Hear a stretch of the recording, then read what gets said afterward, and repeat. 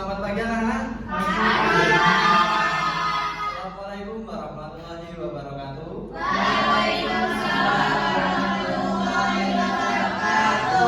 Oke, sebelum mulai pelajaran hari ini, alangkah baiknya kita berdoa sesuai kepercayaan dan agama masing-masing. Berdoa, kita mulai. Oke, selesai. Kemarin belajar apa anak-anak? Oh, cerpen. Apa itu cerpen, Mas? Cerita pendek. Cerita pendek. Cerita pendek itu terdiri dari apa? Ini dari cerita puisi. Yes, apa Mas? Hari ini kita belajar tentang teks eksplanasi. Ada yang tahu teks eksplanasi itu apa? Saya. Ya, apa itu Mas? Teks yang menjelaskan fenomena alam dan sosial. Oke, bagus. Untuk materi hari ini itu ada pengertian yang pertama, yang kedua ada ciri-ciri, yang ketiga ada struktur, kemudian yang keempat ada kaidah kebahasaan. Nah, untuk materi yang pertama itu pengertian. Pengertian teks eksplanasi sendiri itu yang sudah dijelaskan oleh Mas Dava, yaitu teks yang menjelaskan tentang proses mengapa dan bagaimana suatu peristiwa alam, ilmu pengetahuan, sosial, budaya dan juga lain bisa terjadi. Nah, di sini Bapak mempunyai alat peraga berupa teks rumah eksplanasi. Yang rumah pertama itu ada pengertian dari teks eksplanasi itu sendiri yang sudah Bapak jelaskan di PPT itu. Kemudian yang kedua itu ada ciri-ciri teks eksplanasi. Nah, ciri-ciri yang pertama itu ada pernyataan umum. Pernyataan umum sendiri strukturnya terdiri dari pernyataan umum, urutan sebab akibat, serta juga interpretasi. Untuk yang kedua itu teks eksplanasi itu faktual, yang maksudnya informasi yang dimuat dengan berdasarkan fakta, tidak berdasarkan berita hoax atau yang didengar dari telinga teman kalian kayak gitu. Kemudian yang ketiga itu ilmu pengetahuan. Ilmu pengetahuan maksudnya faktual tersebut memuat informasi yang sifatnya ilmiah atau keilmuan. Contohnya seperti sains, yaitu maksudnya terdiri memuat informasi tentang suatu bencana alam atau kecelakaan lalu lintas atau suatu kejadian yang real, kejadian nyatanya.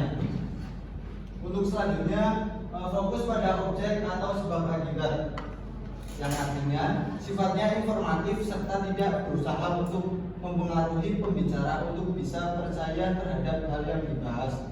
Maksudnya teks eksplanasi sendiri tidak untuk menarik seseorang untuk percaya atau terhadap berita yang dimuat tersebut. Untuk yang terakhir ada kronologi waktu. Maksudnya adanya sebab akibat dan kronologi waktu. Untuk materi selanjutnya itu teks eksplanasi. Sampai sini paham anak-anak? Oke, struktur teks eksplanasi itu ada 3. Yang pertama, identifikasi fenomena, proses kejadian, dan ulasan. Untuk identifikasi fenomena maksudnya fenomena berisi pernyataan umum berupa topik yang akan dijelaskan pada proses terjadinya proses atau keberadaan. Yang kedua, proses kejadian. Urutan sebab akibat atau proses kejadian berisi penjelasan proses terjadinya yang disajikan dengan secara urut atau bertahap dari awal hingga akhir. Dan terakhir, ulasan. Ulasan itu sendiri berisi simpulan dari topik yang dijelaskan. Sampai sini paham anak-anak? Oke, kita lanjut ke kaidah kebahasaan teks eksplanasi. Yang pertama ada fokus pada hal umum. Yang kedua dimungkinkan menggunakan istilah. Yang ketiga lebih banyak menggunakan kata kerja aktif. Yang keempat menggunakan konjungsi waktu. Yang kelima menggunakan kalimat pasif. Dan yang keenam diterangkan secara kasual. Untuk penjelasannya yang pertama fokus pada hal umum itu bukan berpartisipan manusia, misalnya terjadinya banjir atau terjadinya tanah longsor, nah seperti itu. Yang kedua dimungkinkan menggunakan kata ilmiah. Yang ketiga, lebih banyak menggunakan kata kerja material atau rasional kata kerja aktif. Ada yang tahu kata kerja aktif itu apa? Belum. Ya saya juga nggak tahu sih. Oke lanjut. Menggunakan kalimat pasif yang keenam, sesuatu yang diterangkan secara kasual itu benar adanya. Nah mungkin itu saja yang dapat Bapak sampaikan untuk materi hari ini. Sudah jelas semua anak-anak? Oke, di sini Bapak mempunyai suatu gambar yang berani maju, nanti Bapak akan beri hadiah. Cuma menjelaskan gambar yang sudah Bapak sediakan ini. Ada yang mau maju?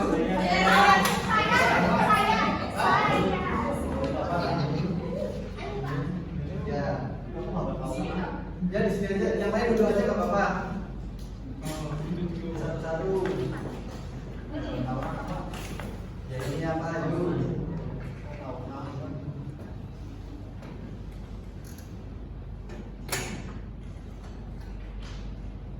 Yang saya dapat ini kenakalan remaja. Oke, coba jelaskan Mbak. Masa remaja adalah masa di mana orang disibukkan dengan pembelajaran guna mencari jati diri. Itu termasuk pernyataan umum. Oke, lanjut.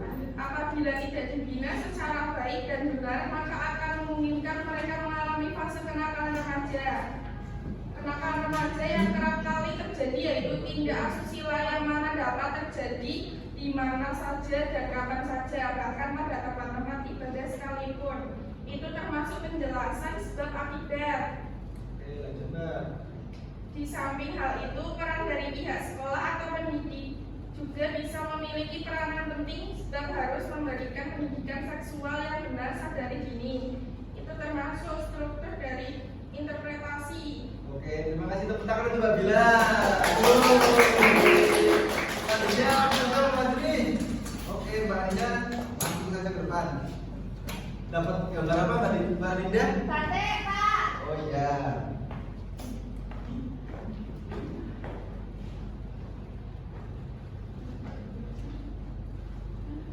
Saya dapat contoh teks eksplanasi tentang batik. Pernyataan umumnya yaitu batik adalah kain bergambar khas Pekalongan. Pembuatan batik dilakukan secara khusus dengan menuliskan atau mengaplikasikan malam atau lilin pada sebuah kain. Kemudian penggambaran rangkaian kejadian atau sebab akibatnya dapat dilihat dari sentra pembuatan batik. Itu sangat berpengaruh bagi masyarakat Pekalongan. Mayoritas masyarakat Pekalongan adalah pengrajin batik, batik tulis, cat maupun sablon.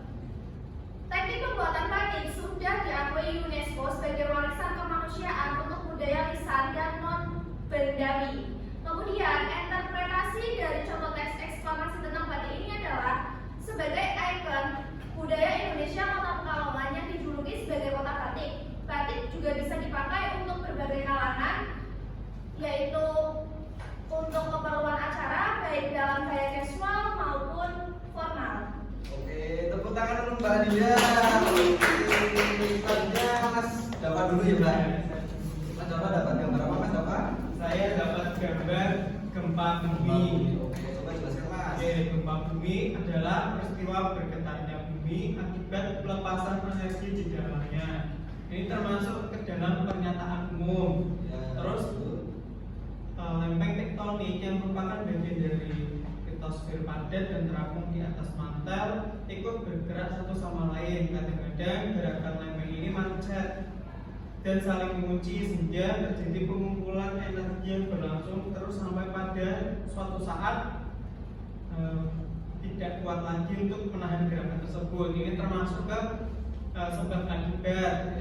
Terus interpretasinya yaitu wilayah Indonesia memang rentan terhadap bencana alam seperti gempa bumi, letusan gunung, dan tanah longsor karena Indonesia terletak di daerah interaksi tiga lempeng tektonik. Sudah Pak. Oh ya, terima kasih Mas Dava. Coba tepuk tangan dulu.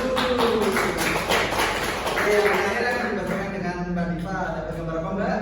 Banjir, Pak. Oh ya, coba jelaskan Mbak. Saya mendapatkan gambar banjir. Yang pertama, pernyataan umum, yaitu banjir adalah fenomena alam yang bersumber dari curah hujan dengan intensitas tinggi dan durasi lama. Banjir dapat terjadi karena alam dan tindakan manusia.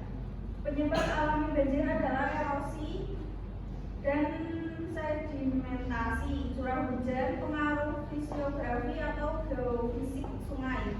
Yang kedua, urutan sebab akibat, yaitu sebagai akibat perubahan tata guna lahan terjadi erosi sehingga sedimentasi masuk ke sungai dan daya tampung sungai menjadi berkurang. Hujan yang jatuh ke tanah, airnya akan menjadi aliran permukaan runoff di atas tanah dan sebagian meresap ke dalam tanah yang tentunya bergantung pada kondisi tanahnya. Yang terakhir, interpretasi. Banjir memang telah menjadi salah satu bencana yang menyebabkan kerusakan besar bagi manusia. Kerusakan terbesar terjadi saat banjir tersebut terjadi di pemukiman penduduk sehingga menyeret dan merusak apa yang dilaluinya. Oke, terima kasih Bapak. Nah, jadi kesimpulannya teks eksplanasi ini menjelaskan suatu sebab akibat dari peristiwa alam atau peristiwa yang terjadi di sekitar kita. Sampai sini paham semuanya, anak-anak? Oke, kita cukupkan pertemuan hari ini. Kita lanjut minggu depan. Bila ada kata yang kurang berkenan, mohon dimaafkan ya. Terima kasih. Wassalamualaikum warahmatullahi wabarakatuh.